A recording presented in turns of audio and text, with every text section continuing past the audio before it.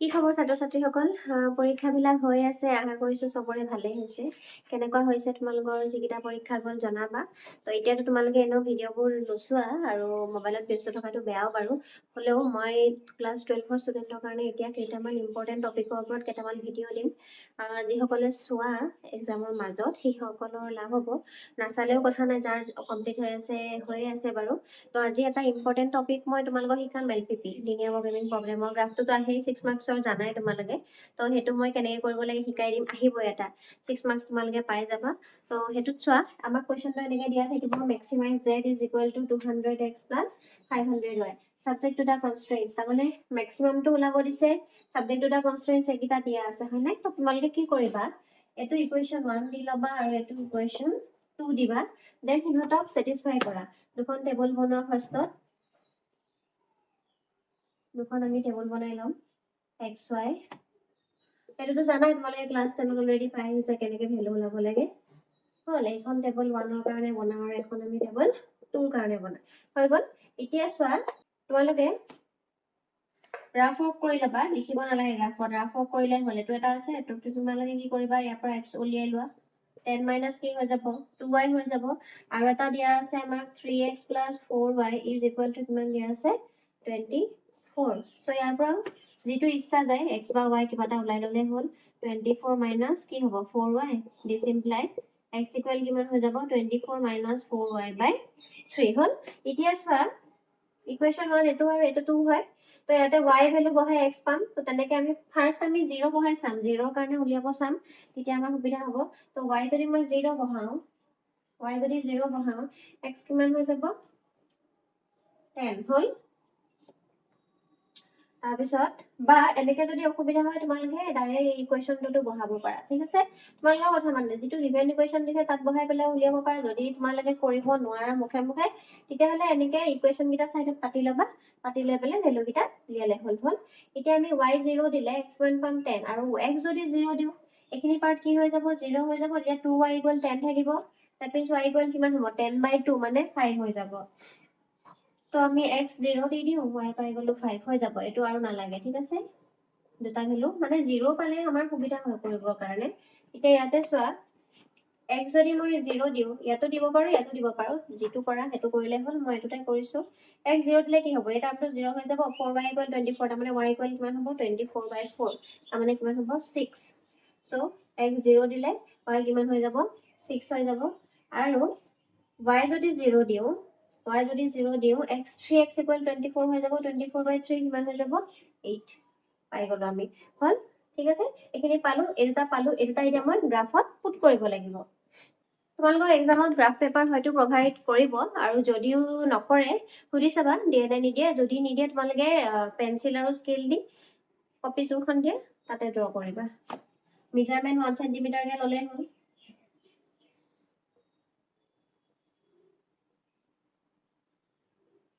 এতিয়া মোৰ ইয়াতে মেজাৰমেণ্টটো ইমান পাৰফেক্ট নহ'ব, তোমালোকে সেইটো নিজে স্কেল কলম দি কৰিবা আৰু গ্ৰাফ পেজত কৰি ল'বা বা যি কৰা। এতিয়া চোৱা, প্ৰথম এডালকৈ বহাবা গ্ৰাফ। প্ৰথম ইকুৱেশ্যন 1ৰ কাৰণে গ্ৰাফডাল ড্ৰ কৰা। ফাৰ্ষ্ট পইণ্টটো কি হয় 10 0। আমি যিহেতু x কৰ্ডিনেটটো আগত লিখোঁ, y কৰ্ডিনেটটো পিছত লিখোঁ। 10 0ৰ কাৰণে মই জাষ্ট অলপমান আইডিয়া কৰি পেলাই মেজাৰমেণ্টকেইটা লৈ লৈছোঁ।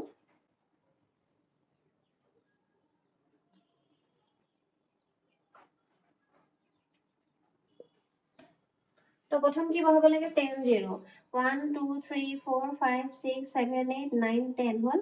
10 0 পইণ্টটো কোনখিনিত হ'ব এইখিনিত হ'ব হয়নে? তাৰপিছত আছে 0 5, তাৰমানে x-ত 0 y-ত 5 যাব। 1 2 3 4 5 এইটো হ'ল। এতিয়া উইথ স্কেল তোমালোকে এই লাইনডাল কি কৰি দিব লাগিব জইন কৰি দিব লাগিব। জইন কৰি দিয়া, তাৰ তলত তোমালোকে যোনটো ইকুৱেশ্যনৰ কাৰণে এডাল ড্ৰ কৰিছা সেইটো লিখি দিবা। চ' LPPত বেছি লিখি থাকিব নালাগে, কিন্তু যোনকেইটা বস্তু মেইন সেইকেইটা লিখি দিলে তোমালোকে আৰু গ্ৰাফটো যদি শুদ্ধ কৰা 6 মাৰ্কছ পায়ে যাবা। গতিকে এই কুৱেশ্যনটো স্কিপ নকৰিবা, এইটো তোমালোকৰ মাৰ্কছ কেৰিং কুৱেশ্যন হয়, ঠিক আছে? এডাল পালো আমি, এডাল হ'ল। তাৰপিছত তোমালোকে পইণ্টকেইটা লিখি দিবা আৰু ইয়াতে, যোনকেইটা নিলিখিলেও কথা নাই গ্ৰাফ পেজত কৰিলে। তাৰপিছত নেক্সট ডাললৈ যাওঁ 0 6, তাৰমানে x-ত 0 y-ত 6 যাব লাগিব, এইটো হৈ যাব। আৰু নেক্সট আছে 8 0, তাৰমানে x-ত 8 যাব লাগিব আৰু y-ত 0।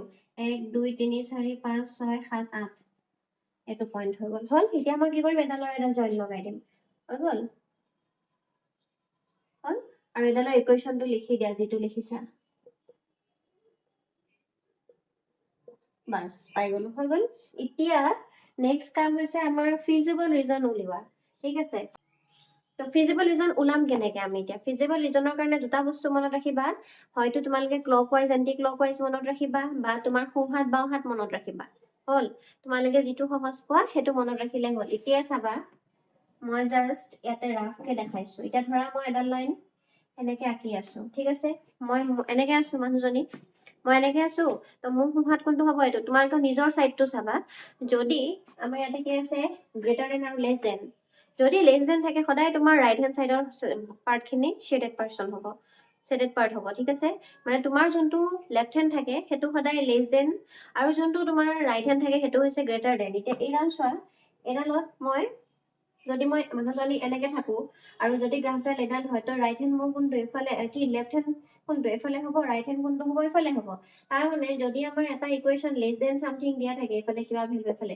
লেছ দেন হ'লে সদায় এই পোৰ্শনখিনি হ'ব ঠিক আছে এইটো এন্টি ক্লকৱাইজো হৈ আছে আমাৰ আৰু আমাৰ এইটো কি হৈ আছে লেফ্ট হেণ্ডেডো হৈ আছে তো তোমাৰ যোনটো নিজৰ বাওঁফাল হয় সেইটো সদায় লেছ দেন হয় বা তোমালোকে এন্টি ক্লকৱাইজো ঘড়ীৰ কাটাৰ বিপৰীত দিশত ঘড়ীটো কেনেকে ঘূৰে আমাৰ এনেকে ঘূৰে এইটো হ'লে আমাৰ এন্টি ক্লকৱাইজ হয় তো লেছ দেন যদি থাকে সদায় এইটো চাইড হ'ব আৰু যদি গ্ৰেটাৰ দেন ইকুৱেল থাকে তেতিয়া সদায় এই চাইডটো হ'ব সেই বস্তুটো মনত ৰাখিলে হ'ল ঠিক আছে তোমাৰ সোঁহাত আৰু তোমাৰ বাওঁহাত হ'লে লেছ দেন তোমাৰ সোঁহাত হ'লে গ্ৰেটাৰ দেন সোঁহাতখন এনেও বাওঁহাততকৈ জুৰি হয় নে নহয় তো যোনফালে মুখখন মেল খাই থাকে সেইফালে সদায় সোঁ চাইডটো দিবা আৰু যোনফালে জোঙা চাইডটো থাকে ডেট মিনছ লেছ দেন চাইডটো সেইটো সদায় আমাৰ কি হ'ব লেফ্ট চাইড হ'ব তোমালোকে আকৌ এনেকে গ্ৰাফটোৰ লগত নিজক নিমিলাবা তোমালোকে এনেকে ল'বা গ্ৰাফটো এইফালে যোনফালে গ্ৰাফ আছে সেইফালে মুখ কৰি থাকিবা উল্টা চাইডত নল'বা ঠিক আছে চ' এই বস্তুটো যদি মই ইয়াতে চাওঁ এতিয়া আৰু যোনটো এটা পাৰ্ট কমন হ'ব এই গ্ৰাফটোৰ যোনটো শ্বেডেড ৰিজন যোনখিনিত কমন তাৰমানে তোমাৰ তাতো এটা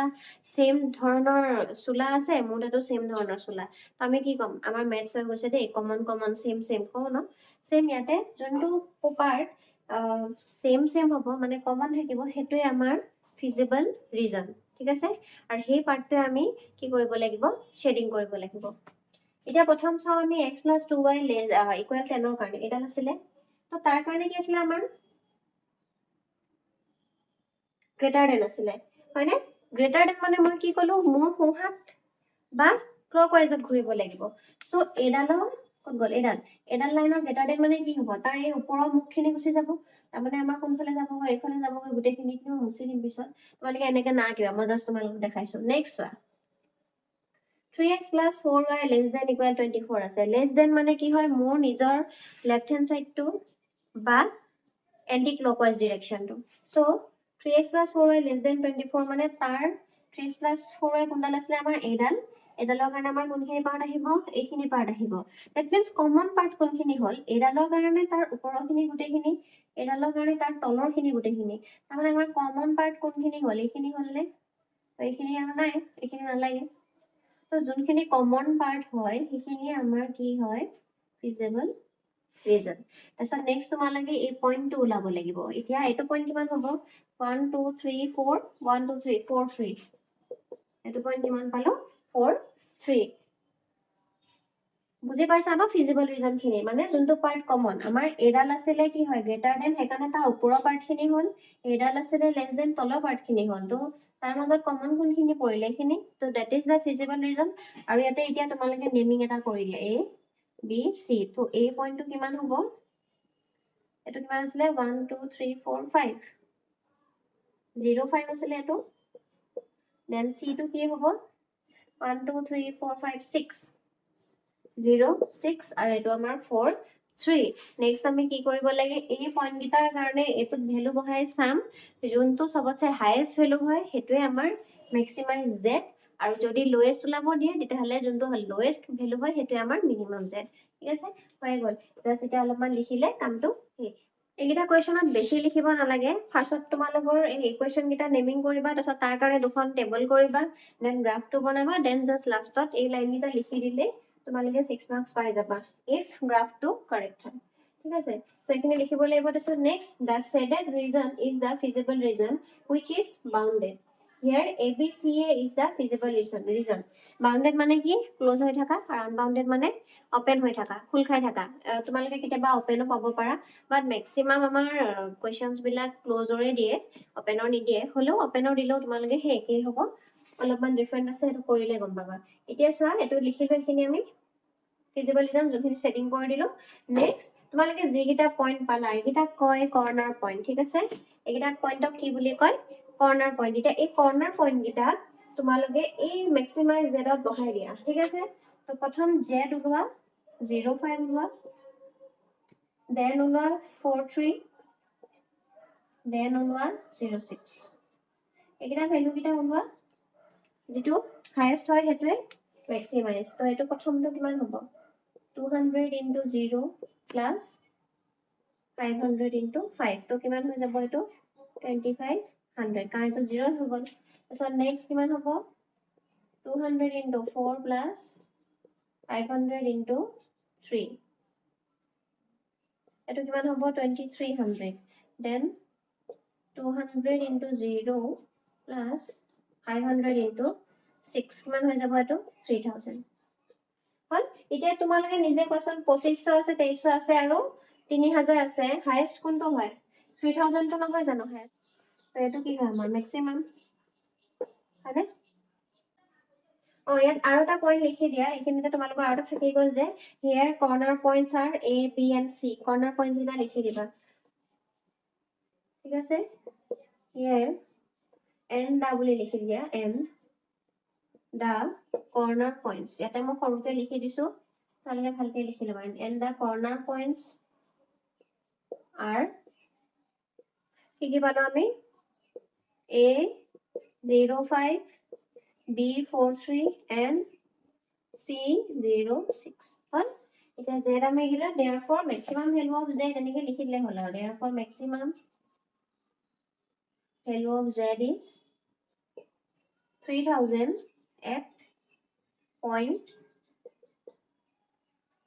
কোনটো পইণ্টত পালো আমি 06 হল এটোৱে আছিল আমাৰ গোটেই কোৱেশ্চনটো বাস এখিনি তোমালোকে যদি লিখি দিব পাৰা 6 মাৰ্কস পাই আছা কিনো বেয়া সহজে হয় গ্ৰাফটো আঁকিব লাগে সলিউশন কিটা ওলাব লাগে বাস যোনটো হাইয়েস্ট হয় হেতুৱে ম্যাক্সিমাম ভ্যালু ঠিক আছে তাৰপিছত নেক্সট ভিডিঅত মই তোমালোকক মিনিমামৰ এটা কৰাম বাস এই দুটাই হয় ম্যাক্সিমাম আহিব এক্সামত বা মিনিমাম আহিব মিনিমামৰ এটা কৰাম হৈ যাব তো আজিলৈ এৰিছো নেক্সট ভিডিঅটো চাবা নেক্সটত মিনিমাম কৰাই দিম ওকে